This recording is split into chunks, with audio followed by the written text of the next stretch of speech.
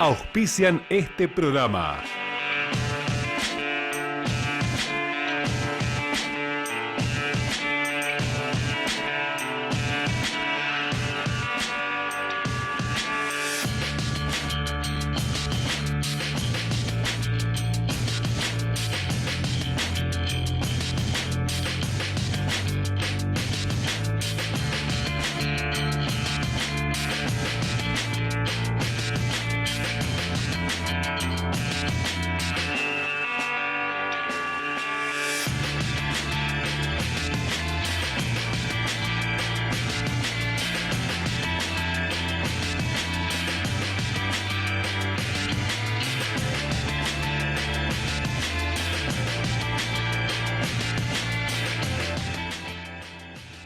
A partir de este momento iniciamos nuevamente un programa de educación, de ciencia, de cultura, de temas de interés general como hacemos todas las semanas. Hoy vamos a tener un programón realmente donde vamos a exponer a nuestros televidentes distintas y diversas temáticas realmente interesantes, amenas, significativas y relevantes para la vida que vivimos hoy, ¿no? La salud, la escritura, la cultura, la educación, la buena música. Vamos a tener, como hacemos siempre en nuestros desarrollos, en estos contenidos programáticos que preparamos justamente para educación, ciencia y cultura. Y como hacemos siempre en el inicio del programa, el relieve distintivo del mismo es la música y la presencia de distintos artistas, valores, no solamente de la ciudad, sino también de la región, que engalanan justamente a educación, ciencia y cultura. Hoy nos acompaña, agradeciéndole por supuesto la presencia en nuestros estudios de Marcelo Ledesma. Marcelo, gracias por estar con nosotros en el programa. Bueno, vamos a presentar también al guitarrista. De lucha, de caminos en la música.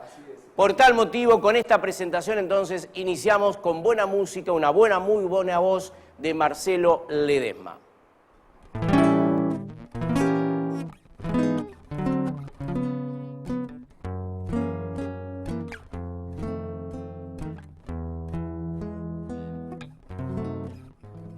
Me acobardó la soledad y el miedo enorme de morir lejos de ti. Qué ganas tuve de llorar sintiendo junto a mí la burla de la realidad, y el corazón me suplicó que te buscara y que le diera tu querer. Me lo pedí el corazón y entonces te busqué creyéndote mi salvación. Y ahora que estoy frente a ti, parecemos, ya ves, dos extraños. Lección que por fin aprendí. Cómo cambian las cosas, los años. Angustia de saber, muerta ya la ilusión y la fe. Perdón, perdón si me ves lagrimear, los recuerdos me han hecho mal. Palideció la luz del sol al escucharte fríamente conversar. Fue tan distinto nuestro amor y duele comprobar que todo terminó. ¡Qué gran error! Volver a ver para dejarme destrozado el corazón. Son mil fantasmas al volver, burlándose de mí las horas de este muerto ayer. Y ahora que estoy frente a ti, parecemos, ya ves, dos extraños. Lección que por fin aprendí. cómo cambian las cosas, los años, angustia de saber, muerta ya la ilusión y la fe. Perdón, perdón si me ves lagrimear, los recuerdos me han hecho mal.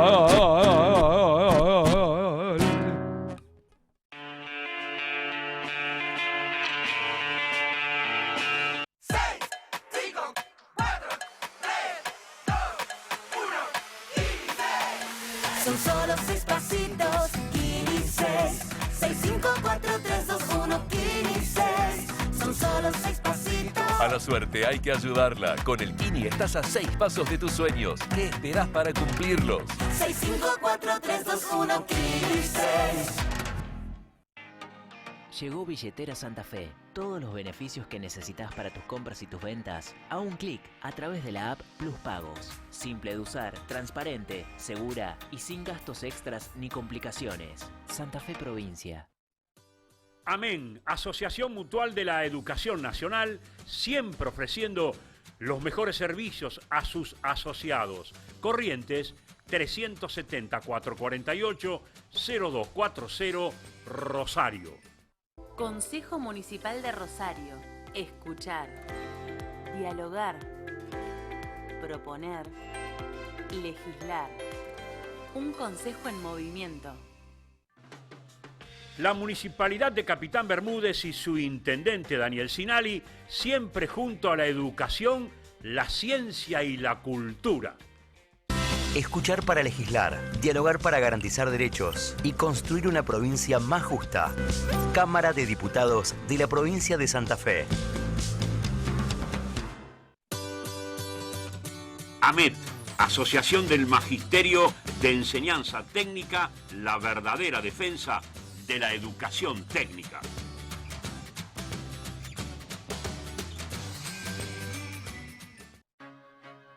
Adrián Villovich, presidente comunal de Luis Palacios, siempre acompañando la educación y la cultura de su pueblo. El gobierno de la provincia continúa su plan de vacunación ordenado por prioridades. Doy gracias a toda esta gente que hizo posible que lo vacunen a nosotros que somos de riesgo. Santa Fe Provincia. 6, 5, 4, 3, 2, 1, 15. Son solo 6 pasitos, 15. 6, 5, 4, 3, 2, 1, 15. Son solo 6 pasitos. A la suerte hay que ayudarla. Con el Kini estás a 6 pasos de tus sueños. ¿Qué esperás para cumplirlos? 6, 5, 4, 3, 2, 1, 15. Comenzamos entonces a exponer las temáticas que teníamos preparadas para nuestro programa de hoy y nos acompaña en este primer segmento del mismo el escritor Luca Raspal, psiquiatra, psicoterapeuta, realmente una figura interesante para charlar con él, fundamentalmente de algunos temas que tienen trascendencia, ¿no?, en la sociedad. Y hay uno, en primer lugar, gracias por estar, Lucas, gracias por la nuestro invitación. programa. En primer lugar, quería preguntarte, como docente fundamentalmente, hay un tema de las neurociencias aplicadas a los educadores que me parece un tema atrapante. Y en realidad, ¿en qué consiste justamente esta aplicación de la neurociencia en la educación? Bueno, las neurociencias vienen siendo como un concepto muy atractivo en distintos campos, ¿no? Uno de esos campos puede ser la educación. Las neurociencias son distintas disciplinas, lo voy a contar bien en criollo, Sí. Que nutren el estudio, que pone el foco en todo lo que sucede a nivel neurológico, ya sea bien micro, como si uno pudiera pensar las moléculas dentro de una neurona, hasta cuestiones más macro, como son el comportamiento. Entonces, bien las neurociencias pueden decir algo para la educación. Claro. Una vez leí una cita que es muy común. Dice, pretender estudiar o pretender enseñar sin conocer el funcionamiento del cerebro es como diseñar un guante sin haber visto nunca una mano. Es exagerada la metáfora, pero bueno, si uno conoce cómo funciona el cerebro, puede aprender muchos tips que explican cómo entienden, cómo aprenden los chicos. Y ahí van las neurociencias aplicadas a la educación. Por ejemplo, en la educación en los últimos tiempos ha habido una profunda transformación generacional fundamentalmente, que ha tenido una incidencia importante en los procesos de enseñanza-educación. En relación a esta temática, ¿hay que trabajar de una manera distinta o diferente al viejo concepto que nosotros teníamos de otros tiempos, el de transmitir la enseñanza y el aprender del educando? Sí, lo digo de manera tajante, sí. Nosotros pensemos que la escuela tradicional como la conocemos tiene al menos 200 años. Si esa escuela no adecúa su forma de funcionamiento y las propuestas que allí ofrece a los niños y las niñas de 200 años después, es decir, de los tiempos que corren, algo va a quedar desfasado. Por eso es que la escuela, desde hace mucho tiempo, viene haciendo esfuerzos, a veces igual la brecha cuesta cortarla, ¿no?, para acercarse con sus propuestas de una manera más atractiva a los niños y las niñas de hoy, que ciertamente son diferentes de hace 200 años atrás. Es una exigencia, no es una posibilidad. La escuela debe adaptarse.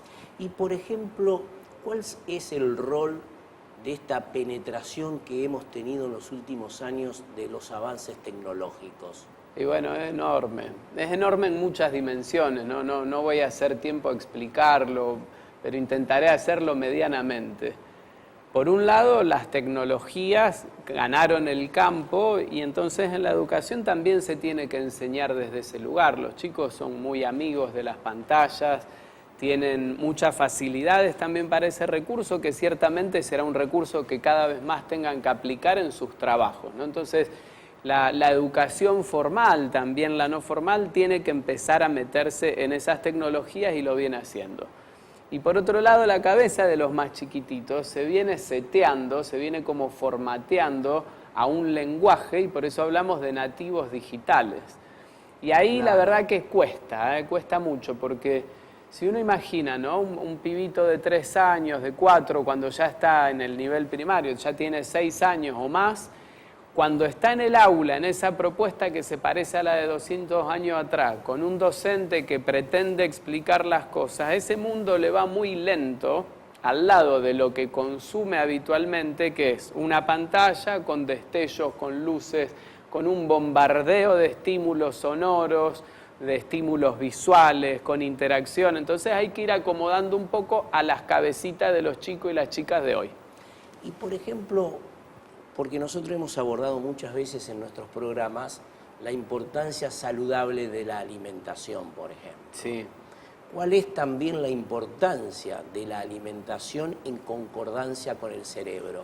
Todo es importante. Digo, la alimentación que tenemos en estos últimos tiempos, que dista mucho de ser una alimentación saludable, no es conveniente. Pero cuando hablamos de cerebro hay que pensarlo en un marco, un paradigma de la complejidad, que es que ese cerebro está atravesado por un montón de factores. Uno de ellos es la alimentación saludable, pero ahí van a estar los vínculos, ahí va a estar la historia, van a estar las experiencias, va a estar el desarrollo. Para pensar que un cerebro crezca, en realidad, vamos a estar diciendo, para pensar que un niño se desarrolle saludablemente, hay que prestar atención a todas esas dimensiones. Y por ejemplo, Luca, quiero preguntarte, en este proceso que hemos vivido, no terminado aún de pandemia, ¿cómo juegan los sentimientos y los afectos en estas temáticas que estamos abordando contigo? Fue muy difícil. Esto, cada quien que esté mirando, escuchando del otro lado, podrá hacer el recorrido en primera persona. Nosotros la pasamos mal, los adultos, los más grandes la pasaron mal y los chicos la pasaron muy mal, porque estuvieron en la casa por meses largos, en ese aislamiento preventivo y obligatorio, sin la posibilidad de vincularse con sus pares, los amiguitos de la escuela, o los primos, o el mismo vecino, sin ir al club. Todos esos espacios se diluyeron y quedaron los chicos en su casa a merced de las posibilidades de sus papás, estresados hasta el tope. Entonces ahí se lesionaron mucho aquellos vínculos y aquellas instituciones, sobre todo la institución escolar, ¿no?, pero también centros de salud, clubes, como decía, los otros, que pueden poner una mirada sensible para niños y niñas. Todo quedó dentro de casa. Entonces, si las cosas dentro de casa funcionaron más aceitadamente, se habrá podido amortiguar el impacto. En cambio, si las cosas dentro de casa fueron difíciles, con pérdidas como lamentablemente tuvimos que atravesar, crisis económicas, crisis laborales, y bueno, las cosas para esos niños habrán sido muy difíciles. ¿Y cuál es el rol del inconsciente en este tema? El rol del inconsciente está siempre, ¿eh? Siempre está. No, siempre está, siempre está. Está jugando, lo que pasa es que juega a la sombra. Entonces nosotros no tenemos una cabal noción de cuánto está influyendo permanentemente a la hora de tejer nuestros pensamientos, a la hora de poner las emociones en el pecho o a la hora de aplicar en una conducta. El inconsciente está siempre jugando y de algún modo está escribiendo nuestra historia, así que la tarea siempre, que es dificilísima, ¿eh? Yo lo voy a decir como fácil, pero es muy difícil, es intentar de poner todo arriba de la mesa.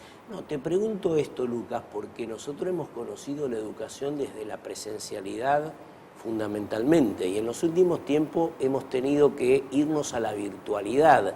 Cuando nos fuimos a la virtualidad, en este inconsciente queda aquello que hemos conocido históricamente. ¿Cómo lo compatibilizamos? Bueno, en realidad más que compatibilizar pasa por ir adaptándonos a las circunstancias que son siempre cambiantes. Vos pensá que el año pasado, sobre todo, quedamos presos por una situación de contexto, ¿no? Una coyuntura de una educación virtual de manera muy rápida para la cual no estábamos preparados ni los papás, ni los chicos, ni los docentes. Y quedó expuesto que no funcionó del todo. Hoy se avanzó en un concepto que pareciera que de algún modo, aunque en distintas proporciones va a seguir existiendo, que es un blending, es una combinación entre lo presencial y lo virtual. Quizás hacia allá va un poco la educación, pero hay cosas que suceden en lo presencial que son irreemplazables.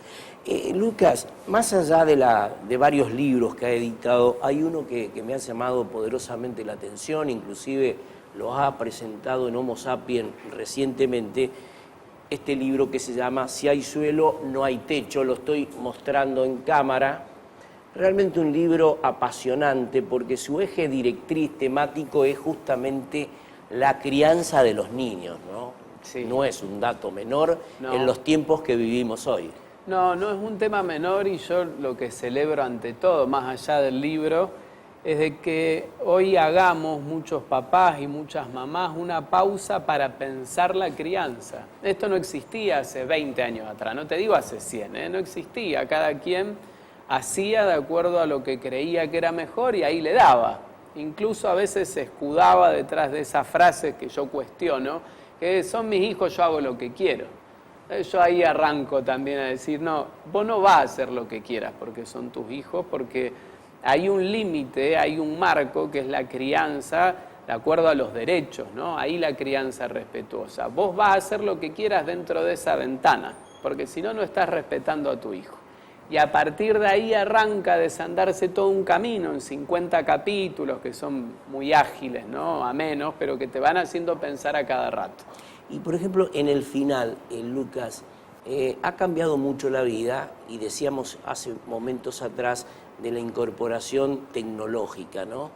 Y tiene mucho que ver en la crianza de los chicos de hoy. Sí. Es decir, hoy está como eje central dentro del hogar el tema tecnológico. ¿Cómo hacemos para poder justamente adecuar esa situación?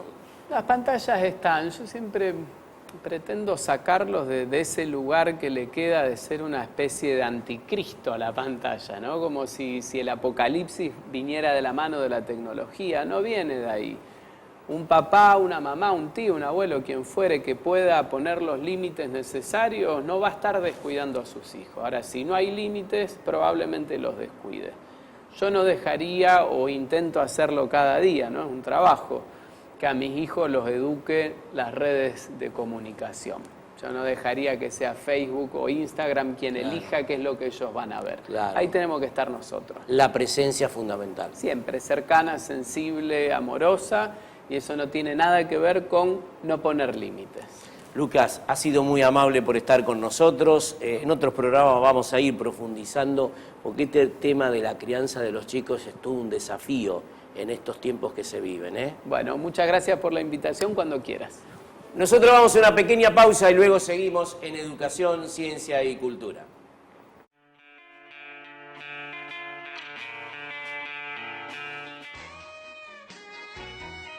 Primera clase remis, la mejor manera y el mejor precio para viajar. 454-54-54. Primera clase remis.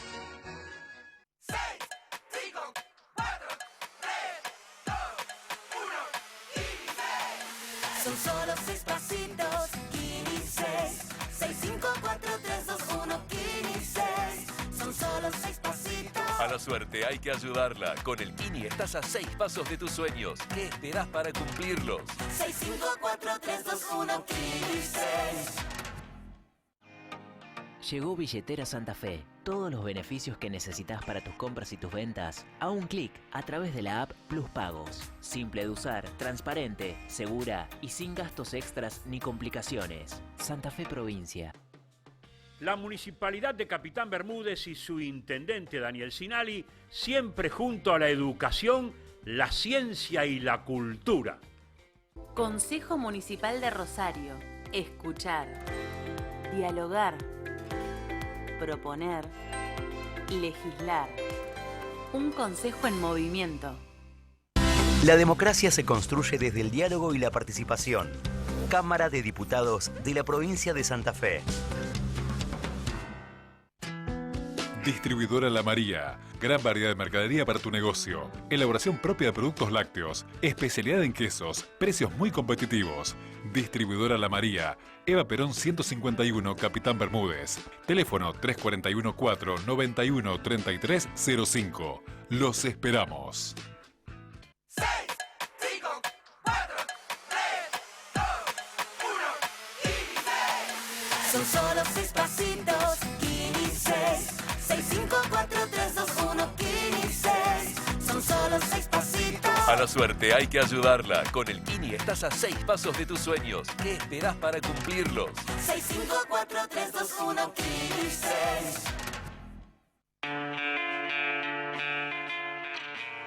Seguimos en nuestro programa y ahora vamos a abordar una temática importantísima en la cual nosotros la consideramos primordial. Por eso son las características de este programa que emitimos todas las semanas, que es la educación. Y nos acompaña una docente muy reconocida, no solamente de la ciudad, sino de la provincia de Santa Fe, doctora en Humanidades, Liliana Sanjurjo. Liliana, gracias por estar con nosotros. Muchas gracias por la invitación, como Antes siempre. de ingresar a algún tema en particular, me gustaría contextualizar esto.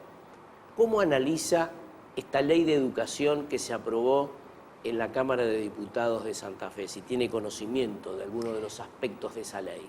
Sí, creo que hacía falta porque hace mucho tiempo se había aprobado la ley nacional y estábamos en deuda.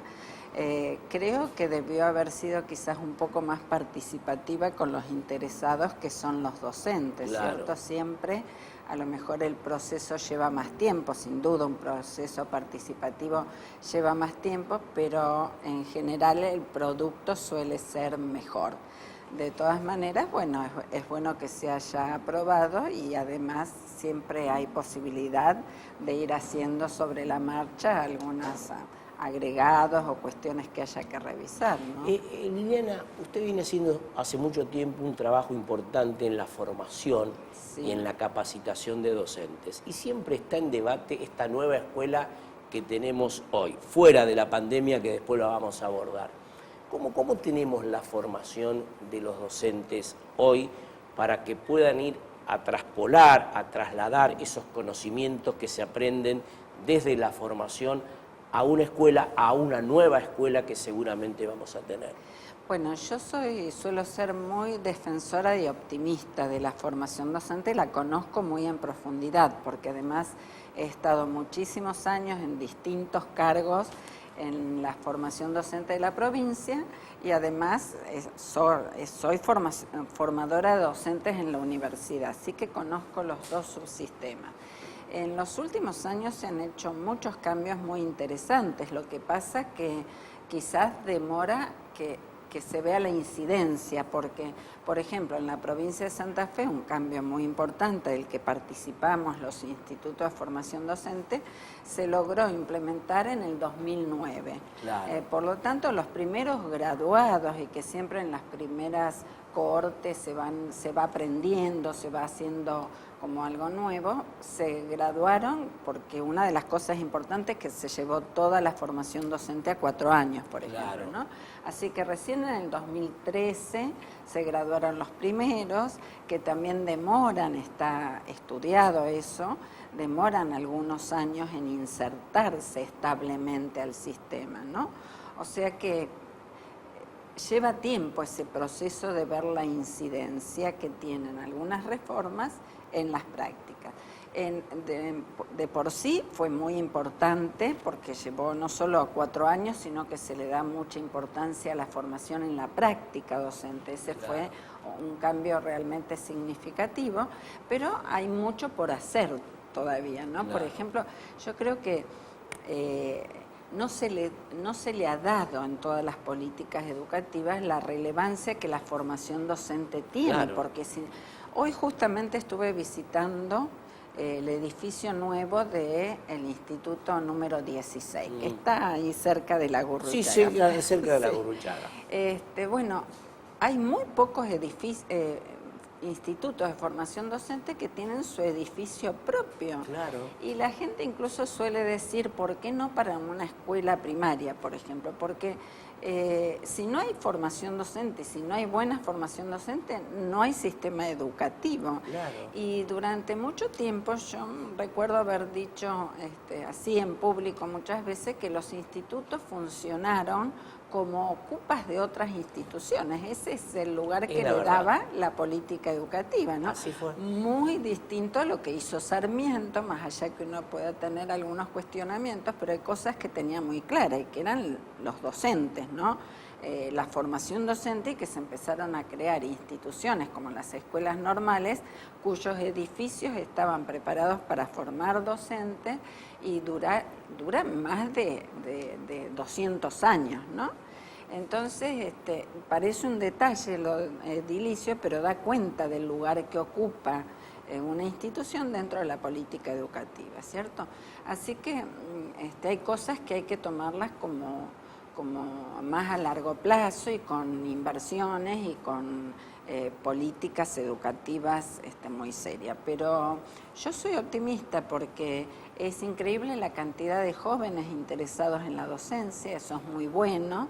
A veces también vienen con muchas falencias de otros niveles o como no es una profesión reconocida socialmente, no se interesan todos los jóvenes en seguirla, parece desprestigiada, es decir, a veces nos cuentan los estudiantes que cuando dicen estoy estudiando para ser maestra, qué lástima vos que sos tan inteligente. Sí, efectivamente, eso en el cociente existe, claro. Sí, sí. Entonces, bueno, también hay que prestigiar, fomentar a través de las políticas educativas. Hubo algunos planes, ¿no? Como por ejemplo elegir la docencia, donde se becaba a chicos para incentivarlos a que sigan, ¿no? Y por ejemplo, Liliana, estamos en pandemia, esperemos, las expectativas y las esperanzas son buenas para ir saliendo de esta situación que nos ha tenido atravesado al mundo durante más de 1 año y medio, y evidentemente se ha incorporado un aspecto en el proceso educativo que, si bien es cierto, siempre existió, no lo teníamos como un aspecto fundamental de la educación, que es la virtualidad. ¿Cómo compatibilizamos justamente esta presencialidad y la virtualidad que seguramente ha venido para quedarse en algunas cuestiones? Sí, seguramente, y por suerte, ¿no? Yo creo que aprendimos muchísimo, que hicimos mucho los docentes, porque si bien al inicio parecía que no estábamos a la altura de las circunstancias, sin embargo, yo digo, hay que destacar lo que es destacable. La salud, la educación y la ciencia, dentro de todo lo malo que pasó, estuvieron a la altura realmente, ¿no? Porque bien o mal no se perdió el vínculo. Más allá que, por supuesto, muchos sectores no tenían las mismas posibilidades que otros, pero eso no es responsabilidad de la escuela, sino de un modelo económico injusto. Porque se discutió mucho que la virtualidad generaba más desigualdad, pero no es la virtualidad la que genera la desigualdad, es un sistema económico injusto, ¿no? Yo creo que vino para quedarse, los profesores y los maestros hemos aprendido mucho y puede dar muchas posibilidades. Ojalá la política educativa esté a la altura, porque pueden hacerse, por ejemplo, uno de los problemas en la escuela es el espacio, por eso se dice que, por ejemplo, no hay doble escolaridad en sectores que lo debería haber. Bueno, la virtualidad, combinar los dos sistemas, hasta puede resolver problemas de espacialidad, ¿no? Y de llegar a más sectores. Bueno, hay que tomar decisiones políticas que requieren también inversiones, tanto en tecnología como en más carga para los docentes, porque... Ahora, Liliana, le quiero hacer una pregunta porque siempre me la he preguntado, ¿no? En la formación docente hay características, hay estrategias en la formación de los docentes. Pero luego cuando salen justamente a transmitir esta enseñanza, muchísimos de los docentes trabajan en distintos lugares donde hay una desigualdad pronunciada. En relación a esto, la formación da un basamento y después son los docentes que tienen que ir adaptándose a esta vida real. Sí, la formación en las prácticas no puede prever todos los escenarios posibles. No obstante, hemos avanzado mucho en eso, ¿no? En formarlos. Justamente la ampliación de ese campo de la formación en las prácticas permite prepararlos para la complejidad, permite prepararlos para las distintas situaciones, ¿cierto? Ahora tienen ese campo de la práctica de primero al último año, entonces eso da posibilidades también hasta de revisar las propias internalizaciones de hacer docencia, ¿no? Porque en la profesión docente tenemos una complejidad más, que nos venimos formando como docentes desde nuestro propio nivel inicial. Y ahí vamos internalizando modelos de hacer docencia y por ahí encontramos, no todas, pero algunas de las causas por las cuales suele ser tan reproductivista la forma de hacer docencia, ¿no? Bueno, eso en los institutos empezamos a trabajarlo mucho. No solo enseñando buenas teorías vamos a cambiar, hay que hacer otras cosas y por eso se trabaja en taller, hay que revisar todo eso que se fue internalizando previamente, ¿no? En el final, Liliana, seguramente los docentes, desde la presencialidad, que prácticamente ya estamos trabajando más allá de la virtualidad que vino para quedarse en algunas cuestiones, las emociones es un aspecto fundamental del docente, ¿no? En relación a este tema, ¿se modificará? ¿Habrá situaciones de inconvenientes desde el punto de vista emocional, después de haber pasado todo un proceso de pandemia durante casi 2 años? Sí, yo creo que los docentes están muy atentos y van a estar muy atentos a esto, ¿no? Porque sobre todo en el sistema obligatorio es mucho más importante el vínculo que a lo mejor en los posgrados o en nivel superior. Nadie plantea que para el sistema obligatorio es mejor la virtualidad. La presencialidad, ¿por qué? Porque la escuela tiene como una de sus funciones muy importantes socializar, es decir, es el lugar social donde se ve algo más allá que la familia, cumple una función socializadora muy importante y por supuesto eso se hace mucho mejor en la presencialidad. Sin duda que puede haber, bueno, y de hecho la escuela cumple un papel muy importante, por ejemplo, ¿no? En cuestiones de violencia familiar, en cuestiones lo preguntaba por eso, justamente. Sí, sin duda. Permanentemente nos enteramos de que son las maestras las principales transmisoras o detectoras de estas situaciones, ¿no? Bueno, y eso también se puede hacer mucho mejor en la presencialidad, por supuesto. Doctora, ha sido muy amable por estar con nosotros. Muchas gracias. Siempre es un gusto charlar con usted. Gracias, igualmente. Nosotros vamos a una pequeña pausa comercial y luego seguimos transitando educación, ciencia y cultura.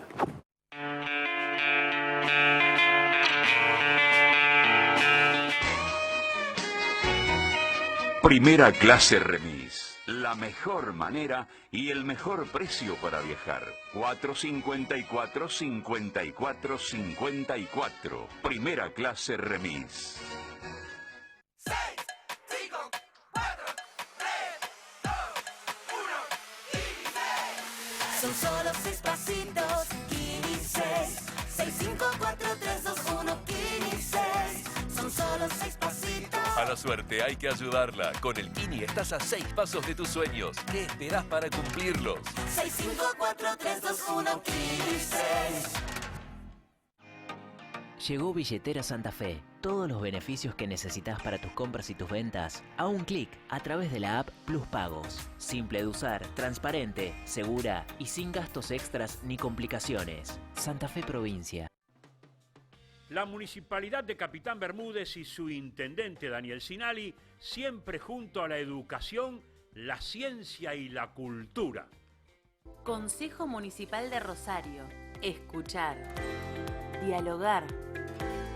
Proponer. Legislar. Un consejo en movimiento. La democracia se construye desde el diálogo y la participación. Cámara de Diputados de la provincia de Santa Fe. Distribuidora La María. Gran variedad de mercadería para tu negocio. Elaboración propia de productos lácteos. Especialidad en quesos. Precios muy competitivos. Distribuidora La María. Eva Perón 151, Capitán Bermúdez. Teléfono 341-491-3305. Los esperamos.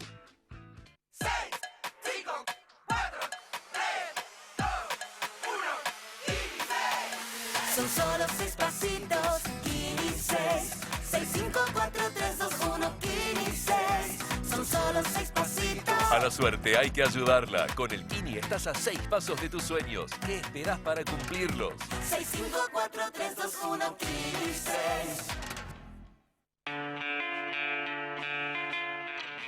Seguimos en nuestro programa y en este apartado del mismo tenemos la presencia de dos profesionales que realmente es un gusto, un placer tenerlos en nuestro programa de educación, de ciencia y de cultura, como es el doctor Guillermo Ingracia. Guillermo, gracias por estar en el programa nuevamente. A ustedes. Y el doctor Julio Malamud, justamente para abordar una temática muy importante que es el 17 de noviembre es el Día del Prematuro. El doctor Guillermo Ingracia recién me decía algo que es muy importante, ¿no? No se celebran justamente las enfermedades, pero qué importante es abordar esta temática, Guillermo. Bueno, por eso estamos acá, digamos, para tomarlo como una semana de reflexión, una semana donde tengamos un espacio para difundir también las cuestiones acerca de la prematurez. No le llamamos Semana del Prematuro, le llamamos Semana de la Prematurez. En realidad la prematurez es una enfermedad y las enfermedades no se festejan. Claro, las enfermedades se previenen, se curan, se tratan, digamos, y más que nada se previenen si es posible. Yo que, digamos, hoy vine acompañado de Julio, Julio, ahora pregunto eso, Sí. ¿Cuántos prematuros atendimos? Por eso yo le iba a hacer la primera pregunta sobre las estadísticas ahí tenemos en relación a este tema. ¿Sabés qué pasa? Mirá, nosotros estamos juntos con Guillermo desde hace... Bueno, no quiero decir para que no adivinen nuestras edades, pero estamos juntos desde el Hospital Italiano, que estábamos ahí hace más de 40 y pico de años, y estamos en el Sanatorio de la Mujer hace 36 años. En estos 36 años, en el sanatorio se han hecho cerca de 115.000 nacimientos. Nosotros tenemos aproximadamente 3.000 nacimientos anuales. Anuales. Por lo tanto, si uno calcula que el porcentaje de prematurez es alrededor entre el 8 y el 9%, hemos atendido casi 10.000. Claro. Sí, 10.000 prematuros en el sanatorio, ¿no? Ahora, Y, interesante. por ejemplo, Guillermo, Sí. discúlpame, que quiero hacer esta pregunta. ¿Cuáles son las características? El prematuro es El todo prematuro. niño que nace antes de las 37 semanas. El parto dura 40, el embarazo dura 40 a 41 semanas. Sí. Los que nacen de 37 o menos son considerados prematuros. Ahora, los números son apabullantes Sí. en el sentido de que son 15 millones de niños por año que nacen en el mundo. Y en la Argentina son aproximadamente 50.000 por año. Quiere decir que es un tema de salud pública. ¿Por qué? Porque de la mortalidad infantil, que es el 9 por 1000 en la Argentina, del 9 por 1000, el 6 por 1000 corresponde a prematurez. O sea que si uno quiere disminuir la mortalidad infantil, que es lo que quieren todos los países, porque la mortalidad infantil es un índice de desarrollo de las sociedades. Claro. Si vos querés disminuir la mortalidad infantil, tenés que actuar fuertemente sobre la disminución de la prematurez. Claro, porque la mortalidad infantil es hasta el año. ¿está? Claro. Nosotros estamos, como decía Guillermo antes, en un periodo de la vida del bebé, yo desde el punto de vista de la obstetricia y él desde el punto de vista de la neonatología, que es el periodo que se comprende entre las 28 semanas, 7 meses, 6 meses y medio, al mes de nacido. Eso sería la perinatología. Sí. ¿Sí? Ese espacio de tiempo se lleva el 70% de la muerte del primer año de vida. Y dentro de ese 70%, el 70% está referido a la primera semana de vida del bebé. O sea que si uno, como decía Guillermo recién, como una cuestión de salud pública, tuviera que poner los dineros, los tendría que poner ahí. Efectivamente. Y sin embargo, la estadística demuestra que en los últimos 10 años se ha movido muy poco el índice de prematurez. Mira, por eso ejemplo, es impresionante. Eso Claro. es impresionante. Y por ejemplo, ¿se puede prevenir esto? Sí, hay algunas, pero primero tenés que identificar cuáles son las causas de prematurez y yo te las digo así rápidamente. Primero la vulnerabilidad social, o sea, países que son más vulnerables socialmente, Uganda, Malawi, son los que tienen las mayores tasas de prematurez. Estamos hablando de, acordate este número, 20%, entre 18 y 20% de lo que Julio dijo, nosotros tenemos el 9%, que es más o menos lo que tiene la Argentina en general. La vulnerabilidad, la inequidad del acceso a un control prematuro, un buen sistema de salud. Claro. Bueno, por eso, en ese sentido, el año pasado salió la ley de los 1000 días. Claro. La ley de los 1000 días que hace igualitaria la asistencia de las embarazadas y de los niños hasta los 2 años. Eso es una acción importante estatal. La vulnerabilidad también tiene que ver con otra cosa que es muy importante, que es el consumo de distintas sustancias. Eso está muy en aumento en el mundo, tabaco, alcohol y otras drogas. ¿Y alimentación, por ejemplo? Obviamente hablamos de las vulnerables, Pero, las madres claro, mal alimentadas. Claro. Cuarto punto. ¿Iba por el tercero o el cuarto? Sí, tercero. Bueno, no importa. El tercero, fundamental. Lo extremo de las madres, de la edad de las madres niñas de 13 años tienen más prematurez que las madres de 24. Y las mayores de 35, que ahora es muy común, Julio tiene más de 35 que de 25. Sí, claro. El sanatorio es una característica de los sanatorios privados de Rosario. Sí. El porcentaje, digamos, el término medio de nuestra población tiene arriba de los 30 años. Y tenemos pacientes de 50 años, de 52 años. Pacientes que, por otro lado, muchas de ellas han requerido tratamiento de fertilidad. Claro. Y eso también las vuelve vulnerables en algún aspecto. Entonces, claro. hay riesgos que uno puede muchas veces prevenir y riesgos que no.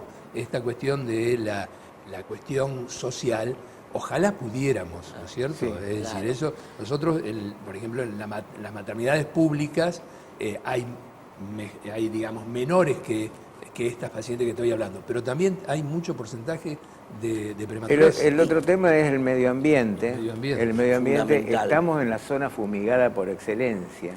Entonces, nos sentamos con una mamá embarazada que diga, por ejemplo, tengo miedo de tener un bebé prematuro. Entonces uno le dice, ¿dónde vivís? Acá en Callao y Catamarca, 8%. Otra mamá, tengo miedo de vivir, tengo miedo de tener un parto prematuro. ¿Dónde vivís? En la zona rural de cualquier localidad del centro santafesino. 16%. Es el doble. El doble. Claro. Y lo último, bueno, hablamos de la fertilidad, no, porque la fertilidad lo que trae, no sé si ustedes han visto en la calle, la epidemia de mellizos. Claro. Bueno, los mellizos difícilmente llegan a término, tienen un alto índice de prematurez también. Claro. Y por último el COVID, El COVID. que ha aumentado la prematurez no por la enfermedad en sí, sino porque las complicaciones maternas, neumonía, ventilación mecánica o lo que fuera, hace que sea... No tenga que ¿Y adelantar ya el se ve parto. reflejado este tema del COVID? Sí, ha aumentado en todo el estos mundo, aspectos? ha aumentado un poquito en todo el mundo. Pero claro, hay una prematurez médicamente realizada, Provocada por el médico para evitar el riesgo que significa, digamos, lo que decía Guillermo, la paciente que tiene una dificultad respiratoria muy extrema, tal vez sacándole el bebé le mejora su capacidad respiratoria. La mujer que tiene hipertensión es inmanejable, entonces eso hace que tenga que nacer antes el bebé. Claro. Ahora, fíjate vos, que la prematurez no descendió. O sea, aumentó en los últimos 10 años casi 10%. O sea, se fue de 8 a 9. Vuelvo al número. Uganda, Malawi, algunos países africanos, 18, casi 20. Argentina, 8, 9. Entonces uno dice, pero está en relación con el nivel socioeconómico del país. Estados Unidos, ¿cuánto tiene? 12. Claro. Y hay otros países que vos decís, pero a ver, un poquito, ¿quién es el país que menos prematuros tiene en el mundo? El país que menos es una provincia de la Siberia, de la zona de las repúblicas socialísticas soviéticas. Y por ejemplo, les pregunto, ¿cuáles serían los problemas de un niño prematuro?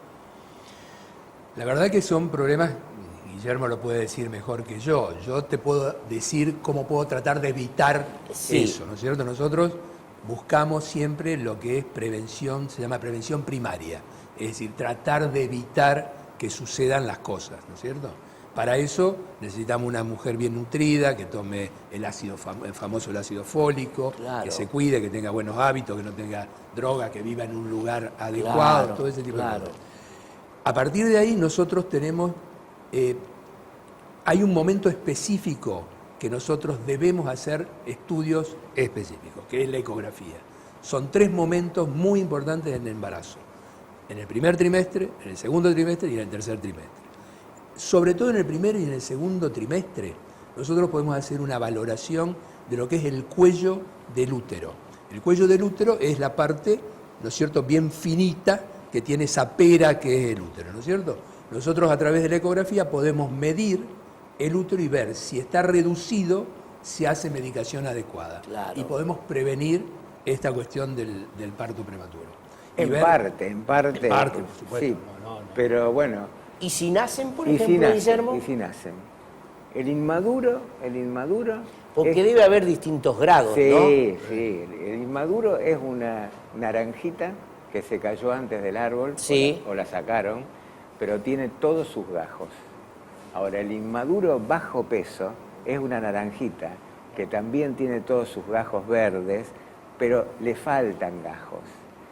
Esa combinación entre la prematurez y el bajo peso es una combinación muy peligrosa, porque el pulmón es muy inmaduro, no funciona y necesita una activa participación de la neonatología en primera instancia para ventilar esos chicos.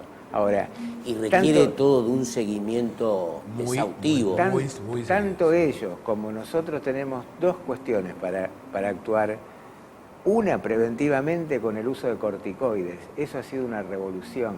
En la amenaza de parto prematuro, los obstetras usan corticoides porque acelera la maduración pulmonar. Ah, claro. Y nosotros apenas nacen, usamos el surfactante, que es lo que le falta a ese pulmón, que es sacado de los terneros recién nacidos. Claro. Y también de cerdos. Eso viene ya como un medicamento que se inyecta en la tráquea. Esas dos cosas han hecho de que la sobrevida sí haya cambiado totalmente. Pero el número de prematuros no cambia, al revés, está aumentando por todas estas cosas que dice Julio, porque somos preventivos, porque se hace el diagnóstico antes, porque las embarazadas diabéticas antes ni se embarazaban, perdón, las mujeres diabéticas se embarazaban, o las hipertensas perdían sus chicos y ahora llegan hasta un punto en que después se hacen viables. Doctores, ha sido muy amable por estar con nosotros, dos amigos del programa, Bueno. que da gusto siempre hablar de estos temas de medicina, Bueno. ¿no? Que sí que muy amable. por Bueno, estar. gracias a ustedes como siempre. No, por favor. En esta semana del prematuro vamos a difundir y a tratar de aclarar. Cuenten con nosotros para esta difusión que es tan importante. ¿eh? Nosotros vamos a una pequeña pausa y entramos ya después en la recta final con buena música, con Marcelo Ledesma en Educación, Ciencia y Cultura.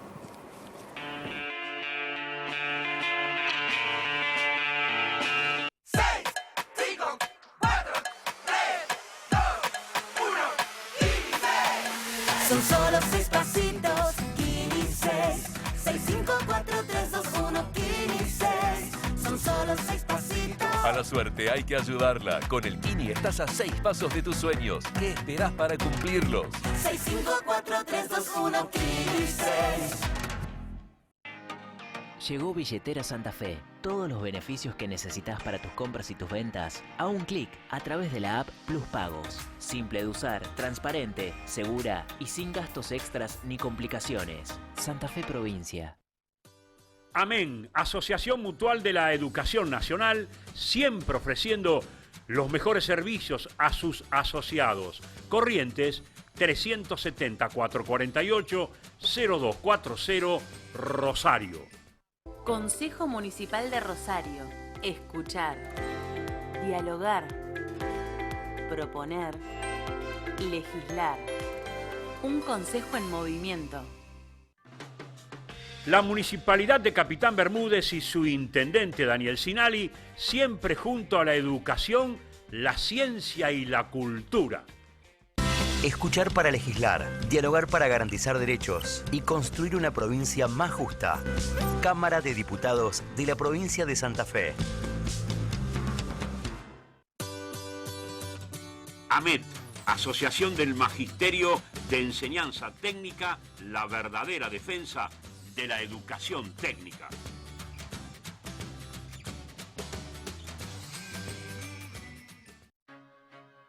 Adrián Villovich, presidente comunal de Luis Palacios, siempre acompañando la educación y la cultura de su pueblo. El gobierno de la provincia continúa su plan de vacunación ordenado por prioridades. Doy gracias a toda esta gente que hizo posible que lo vacunen a nosotros que somos de riesgo.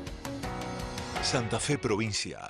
6, 5, 4, 3, 2, 1, 15. Son solo 6 pasitos, 15. 6, 5, 4, 3, 2, 1, 15. Son solo 6 pasitos. A la suerte hay que ayudarla. Con el Kini estás a 6 pasos de tus sueños. ¿Qué esperás para cumplirlos? 6, 5, 4, 3, 2, 1, 15.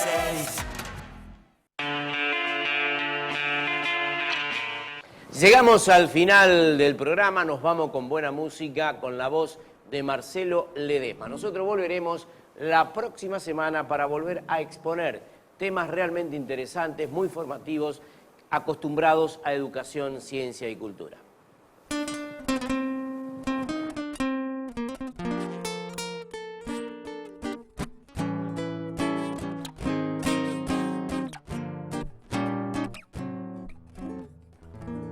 Esta noche de copas amigos tengo ganas de echarme a llorar. Me lastiman las notas del tango que muerden mis penas en este lugar. El alcohol no consigue alejarme de sus ojos y mi soledad. Esta noche de copas, amigos, me aturden las ganas de echarme a llorar. Me acusan las cosas mías ya muertas y su voz ante mi puerta suplicándome piedad. No supe reconocer mis engaños tras el paso de los años y hoy yo lo extraño más que nunca. Lo juro, la iré a buscar como loco, destrozándome de poco hasta poderla encontrar.